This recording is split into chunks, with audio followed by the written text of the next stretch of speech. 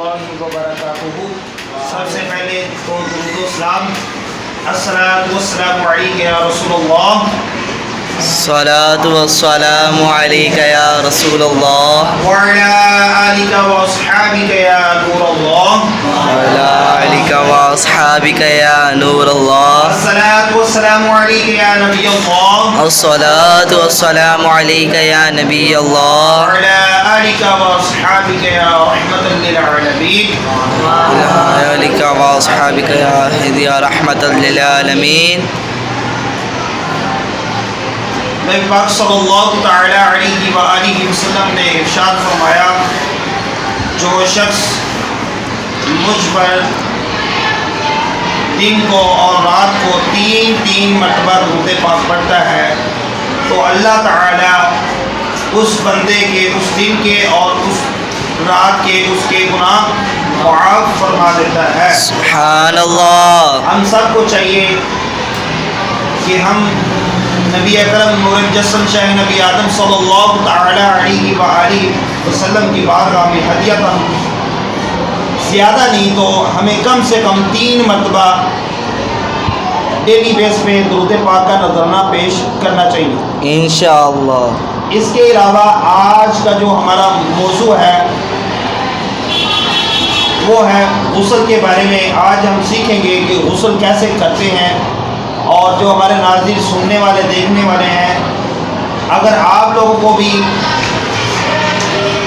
غسل وغیرہ اچھے طریقے سے نہیں کرنا آتا تو ویڈیو آپ اینڈ تک ضرور دیکھیں، اس کا آپ کو بہت فائدہ ہوگا۔ تو آج کا موضوع جو ہے اس میں ہم بہت ساری غلطیاں کرتے ہیں، کیونکہ جس کلاس میں اب میں بیٹھا ہوں ماشاءاللہ 9th کلاس ہے، اور انشاءاللہ تعالی ان کو بتائیں گے آج کہ غسل کے کتنے فرائض ہیں اور غسل کیسے کرتے ہیں۔ کچھ لوگ پانی کا بھی بہت زیادہ اسراف کرتے ہیں، پانی بہت زیادہ استعمال کرتے ہیں، تو یہ اسراف میں آتا ہے، اس سے بھی بچیں اور ہمیں غسل کس طرح کرنا چاہیے انشاءاللہ تعالی اس ویڈیو میں، اور آپ کو یہ بتاتے ہیں کس طرح کرتے ہیں۔ وضو کے جو فرض ہیں وہ ہیں 3۔ کتنے ہیں بچوں؟ 3۔ 3 غسل کے فرض ہیں۔ پہلا ہے غرارہ کرنا، ایک کلی ہوتی ہے، ایک ہوتا ہے غرارہ، یعنی پانی منہ میں ڈال کے اوپر تھوڑا سا منہ کر کے، یعنی آپ کی جو یہ حلق ہے یہاں تک پانی جانا چاہیے اور آپ کو پتہ ہونا چاہیے، اور 3 بند کرنا ہے آپ نے۔ اس کے بعد ہم نے ناک کے اندر پانی چڑھانا ہے 3 مرتبہ نرم ہڈی تک۔ نرم ہڈی آپ کو پتہ ہے کہاں تک ہوتی ہے جی، اور احتیاط سے یہ نہ ہو کہ پانی اوپر ہی زیادہ چلا جائے، تو یہ آپ لوگوں نے احتیاط کرنی ہے۔ اس کے بعد یہ 2 فرض ہو گئے۔ تیسرا یہ ہے کہ آپ گیلے ہاتھ کر کے، پہلے تو یہ ہے کہ آپ اپنے جسم پہ پہلے لگائیں تاکہ جو آپ کے بال کھڑے ہوئے ہیں یہ بیٹھ جائیں، پھر آپ پانی پائیں گے تو آپ کا پانی ادھر ادھر نہیں جائے گا، وہ پورے جسم پر بیٹھے گا۔ تو پہلے آپ نے سیدھی سائڈ پہ پانی بہانا ہے، پھر آپ نے الٹی سائڈ پہ پانی بہانا ہے۔ پہلے کس سائڈ پہ؟ سیدھی، پھر الٹی سائڈ پہ۔ اس کے بعد آپ نے سر پہ پانی بہا کے اچھے طریقے سے 3 دفعہ پانی بہا کے، آپ کو پتہ ہے کہ میں سارا میرا جو جسم ہے وہ گیلا ہو چکا ہے، تر ہو چکا ہے۔ اس کے بعد جو آپ بالٹی آپ لوگوں نے پانی کی بھری ہوئی ہے، وہ جو پانی ہے اس کے اندر کچھ قطرے گرے ہوں گے، جو جب آپ غسل کر رہے ہوتے ہیں تو وہ پانی جب نیچے گرتا ہے یا بالٹی کے اندر گرتا ہے وہ ناپاک ہو جاتا ہے۔ کیا ہو جاتا ہے؟ ناپاک۔ لہٰذا آپ کے بدن کے اوپر جب پانی سارا بہہ جاتا ہے، تر ہو جاتا ہے جسم، اس کے بعد جو بالٹی کے اندر پانی ہوتا ہے اس کو جدھر آپ کھڑے ہیں، جدھر نہا رہے ہیں، غسل کر رہے ہیں، ادھر بہائیں، ٹھیک ہے۔ اس کے بعد تھوڑا سا پانی اور لے کے 2-3 ڈبے آپ ادھر نیچے پانی بہائیں تاکہ وہ جو ناپاک پانی تھا وہ سارا چلا جائے۔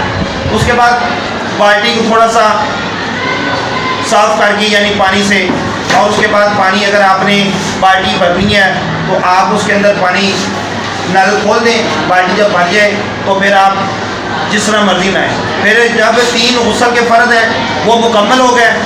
اور اس کا جو صحیح طریقہ کار یہ ہے, ہم جب واش روم میں جاتے ہیں سب سے پہلے ہمیں استنجا کرنا چاہیے. کیا کرنا چاہیے؟ استنجا کرنا چاہیے, تاکہ جو نجاست لگی یا ناپاک پانی لگا ہوا ہے وہ اتر جائے.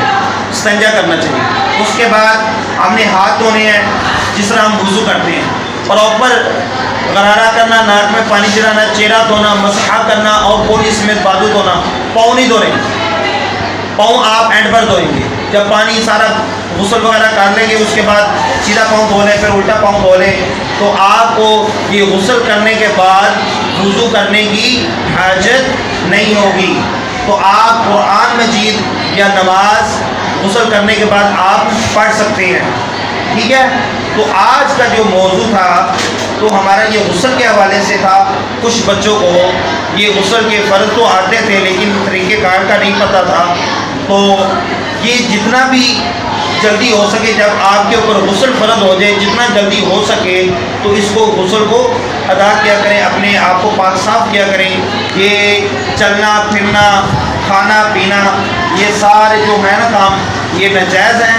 جب بھی آپ لوگوں کے اوپر غسل فرض ہو تو بچوں سب سے پہلے آپ لوگوں نے غسل کرنا ہے. اگر آپ کے پاس کپڑے نہیں ہیں, آپ لوگوں کے پاس کپڑے نہیں ہیں, اگر وہ جو نجاست والا گندا پانی ہوتا ہے اتنا آپ کو پتہ ہے یہاں پہ لگا ہوا ہے, تو آپ اتنا صاف کر کے یعنی دھو لیں اچھے طریقے سے, اور وہی کپڑے آپ دوبارہ پہن سکتے ہیں اور نماز بھی اس میں پڑھ سکتے ہیں کیونکہ وہ پاک ہو گیا.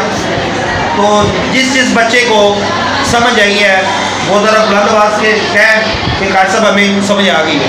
کس بچے کی کسی کو نہیں سمجھ آئی تو وہ پوچھ سکتا ہے. یہ شرمانے والی باتیں نہیں ہیں. یہ بیٹیوں کو چاہیے, والدین کو چاہیے کہ جو بیٹا ہے وہ والد صاحب اپنے بیٹے کو بتائیں بیٹا جب غسل کا وقت ہوتا ہے, جب وہ غسل فرض ہو جاتا ہے تو وہ کیسے فرض ہوتا ہے, یہ ہمارے والد صاحب کو چاہیے کہ ہمیں بتائیں. والدہ کو چاہیے کہ وہ اپنی بیٹی کو بتائیں. تو ہمارے معاشرے میں یہ نہ بچے پوچھتے ہیں اور نہ والدین بتاتے ہیں. والدین کہتے ہیں ہمیں شرم آتی ہے, بچے کہتے ہیں ہمیں شرم آتی ہے.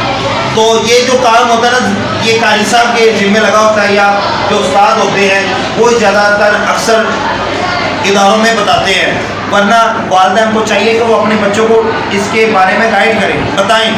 تو انشاءاللہ تعالی ہمارے دیکھنے والے اور آپ لوگ اس پر عمل بھی کریں گے اور اچھے طریقے سے ادا بھی کریں گے انشاءاللہ تعالی. نیکسٹ لیکچر کے اندر ہم نماز کے حوالے سے پھر جب ہم پاک صاف ہوں گے تبھی ہم نماز پڑھیں گے. اس کے بعد نماز کی شرائط, نماز کے فرائض, ٹھیک ہے, وضو کے فرائض, ٹھیک ہے.